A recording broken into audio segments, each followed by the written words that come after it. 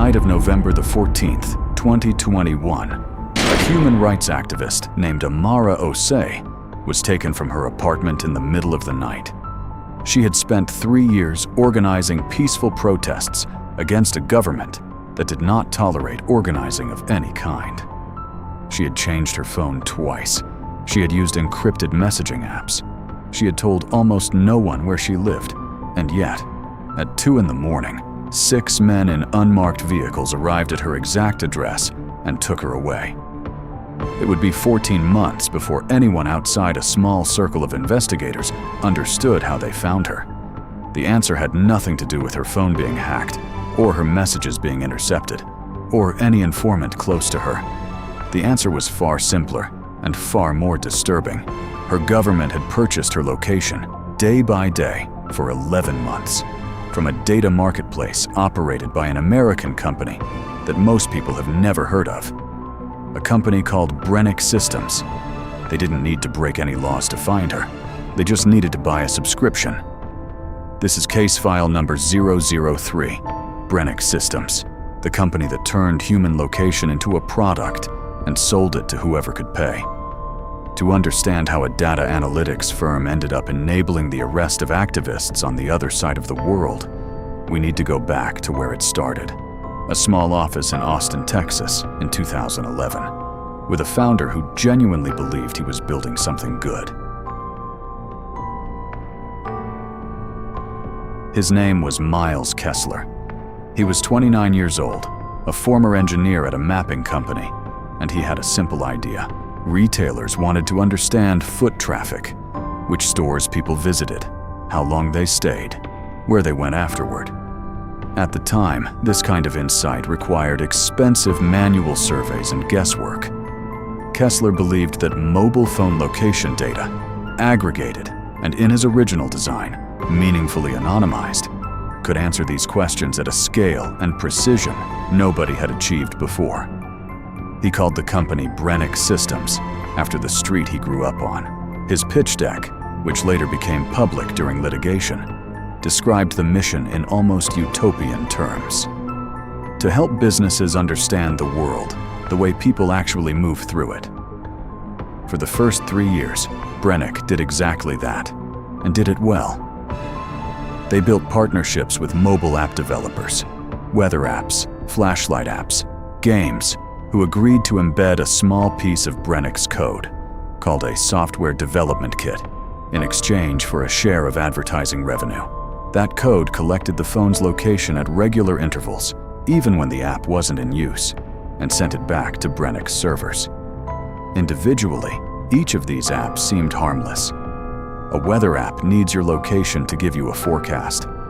Nobody reading a 4,000-word terms of service agreement noticed the clause granting the app permission to share that location with select analytics partners. By 2014, Brennick's SDK was embedded in over 11,000 mobile applications, collecting location pings from an estimated 40 million devices across the United States. Kessler raised $18 million in venture funding. He hired a data science team out of Stanford and Carnegie Mellon. He told his investors, and he seems to have genuinely believed, that the data was being used to build aggregate insights, heat maps, foot traffic trends, retail benchmarking, and nothing more. But aggregation is a choice, not a technical inevitability. And in 2015, that choice began to change. A former Brennick engineer, speaking anonymously in a later deposition, described what happened next. A new revenue division was created inside the company, reporting directly to Kessler, with a name deliberately chosen to sound unremarkable: the Strategic Insights Group. Its purpose was to sell something Brennick had never publicly acknowledged having: individual-level location histories. Not aggregated, not anonymized in any meaningful sense. A single anonymous identifier attached to every location a specific phone had visited, every day, going back months. The engineer's exact words, preserved in a court transcript, were, "We told ourselves the identifier made it anonymous. everyone on that team knew you could de-anonymize it in about 10 minutes if you had one other piece of information about the person. A home address, a workplace. It was never really anonymous. We just didn't say that part out loud. The first major client of the Strategic Insights Group was a hedge fund, which used location data from parking lots at big box retailers to predict quarterly earnings before they were publicly reported. A practice that existed in a legal gray area, but which several competitors were already exploiting. That contract alone brought in $4 million a year. Within 18 months, Brennick's location data business had grown to include insurance companies looking to verify claims, law firms conducting surveillance for civil litigation, and, beginning in 2017, a new category of client that the Strategic Insights Group's internal sales documents referred to only as government and public sector. This is where the story stops being about privacy in the abstract and starts being about what happened to specific people. In 2017, Brennick signed its first contract with a data broker intermediary, a company whose sole function was to purchase bulk location data from firms like Brennick and resell it to government agencies, both domestic and foreign, without either party having to directly negotiate with the other. This structure, several former employees testified, was deliberately designed to create distance. Brennick never had to know, officially, which specific government was buying which specific data set. The intermediary handled that. Brennick's contract explicitly stated that the company makes no representations regarding downstream use of licensed data by government purchasers. Internal emails obtained years later showed that at least 4 Brennick employees raised concerns about this arrangement between 2017 and 2019. One data scientist wrote directly to Kessler in March 2018. "We are selling the ability to track specific individuals to buyers we cannot identify and for purposes we do not review. I don't think we can call this anonymized anymore. I don't think we ever could." Kessler's response, preserved in the same email chain, read, "Legal has cleared this. We are compliant with every applicable regulation. I understand the discomfort, but this is the business we are in now." The data scientist resigned 4 months later. 2 others followed within the year. By 2019, Brennick Systems was generating $61 million in annual revenue, more than half of it from the Strategic Insights Group. The original retail analytics business, the one Kessler had actually built the company to do, had become almost a rounding error by comparison. Brennick had, in every meaningful sense, become a location surveillance company that maintained a small analytics division as a public-facing cover story. The intermediary Brennick worked with had, by this point, established relationships with government procurement offices in 11 countries. Some of these contracts were legitimate for purposes like disaster response coordination or traffic infrastructure planning. Others were not. In at least 3 documented cases, verified later through leaked procurement records, location data originating from Brennick's network passed through the intermediary and into the hands of security services in countries with well-documented records of using surveillance to target journalists, opposition politicians, and human rights activists. Amara Osei's phone had a weather app installed, a free one, with no advertisements, that had been downloaded 11 million times. That weather app had Brennick's SDK embedded in it since 2016. For 11 months before her arrest, her location, home, protest sites, meetings with other organizers, the homes of people she visited, was collected, packaged, and sold. Investigators who later reconstructed the data trail found that her movement pattern had been flagged and purchased as part of a bulk data set, covering roughly 4,000 devices operating within a 2-kilometer radius of known opposition meeting locations in her city. She was not individually targeted by name. She didn't need to be. The data made her findable regardless. She spent 8 months in detention before international pressure secured her release.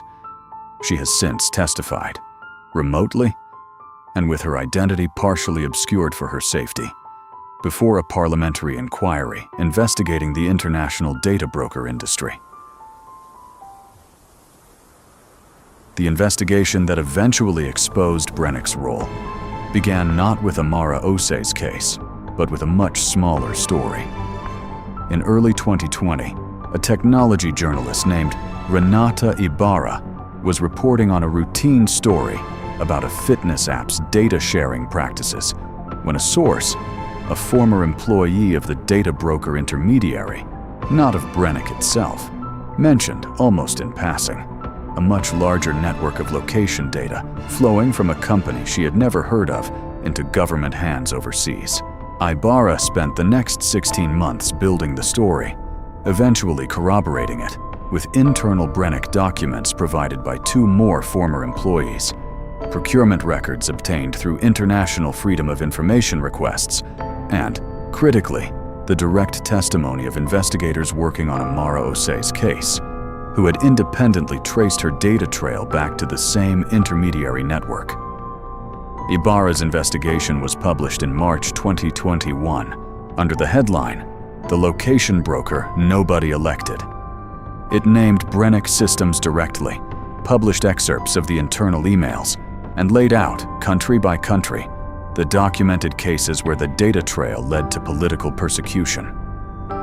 Brennick's response, issued within 24 hours, was a statement asserting that the company does not sell data for the purpose of surveillance or political targeting, and that it was conducting an internal review of all third-party data licensing arrangements. Kessler did not appear publicly for 6 weeks. When he finally did, in a recorded interview with a business news network, he offered what would become the defining line of the entire scandal.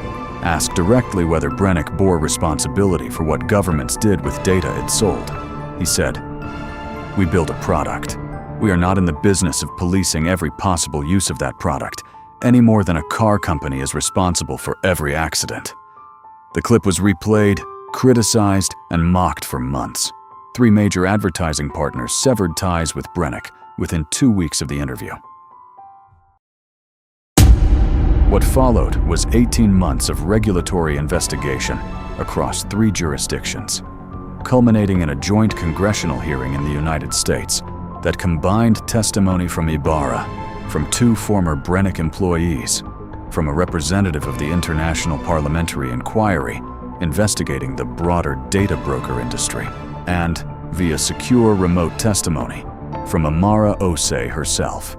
During that hearing, internal Brennick documents were entered into the public record, showing that the Strategic Insights Group had generated an internal risk assessment in 2019, authored by the company's own legal counsel, which explicitly identified a material risk that licensed location data may be used by foreign government purchasers to identify and locate political dissidents, journalists, and activists. The assessment recommended restricting sales to a pre-approved list of government purchasers with documented human rights records. That recommendation was never implemented. A handwritten note on the document, later confirmed to be in Kessler's handwriting, reads simply, "Revenue impact too high. Hold for now." Miles Kessler testified for 11 hours over 2 days. When asked directly about the handwritten note, he stated that he did not recall the specific context of writing it, but acknowledged that, in hindsight, the company should have built stronger safeguards earlier than we did. He was not criminally charged. Brennick Systems settled with federal regulators for a civil penalty of $43 million and agreed to cease all direct and intermediary-based sales of individual-level location data to government purchasers outside a narrow, audited exception process. The company continues to operate its original retail analytics business today under a new chief executive. Kessler stepped down as CEO but retained his position on the board and his majority ownership stake. Here is my verdict. Brennick Systems is guilty. Not of building a data business, collecting and analyzing aggregate location patterns is not on its own a crime, and plenty of legitimate businesses depend on exactly that. The guilt here is specific, and it is documented. This company received a formal internal warning, authored by its own lawyers, stating in plain language that its product was likely being used to locate and target activists and journalists. And the response to that warning, in writing, was a calculation about revenue. That is not a company that failed to anticipate harm. That is a company that anticipated it, priced it, and decided it was worth the money. The defense, and Kessler himself, would argue that Brennick never directly sold data to any specific government for any specific act of persecution, that the intermediary structure meant Brennick genuinely did not know, transaction by transaction, where its data ended up. There is some truth in this. The architecture of the data broker industry is deliberately built around plausible deniability, and Brennick did not design that architecture alone. Every major player in this industry uses some version of the same intermediary distancing. Holding one company solely responsible for an industry-wide practice may be, in a narrow legal sense, unfair. But the internal risk assessment closes that gap. Brennick's own lawyers told them, in writing, exactly what was likely happening. The company did not need certainty. It had a documented warning and chose silence. When a business is warned that its product is being used to find and detain human rights activists and responds by asking about revenue impact, the distance it built into its sales architecture stops being a defense. It becomes evidence of intent. Now, some of you are going to argue that the real villain here is the government that detained Amara Osei, not the company that sold the data. You may be right that the government bears the direct responsibility for what it did with what it bought.